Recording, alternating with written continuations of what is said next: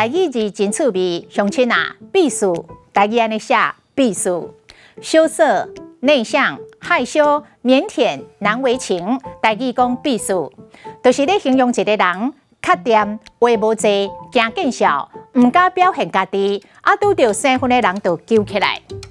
我这个后生就真避暑，袂爱甲人讲话，嘛唔知要安怎甲人交陪伴暖。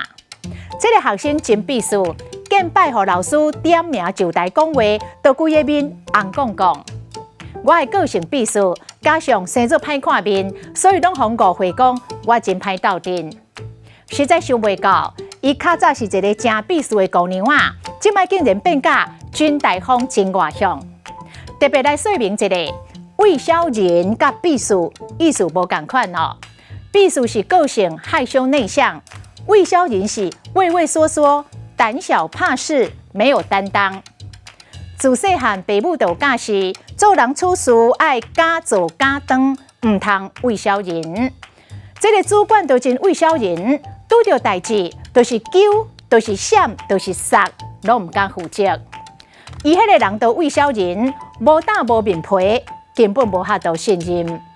今仔日的台语字避暑、魏小人实在真趣味。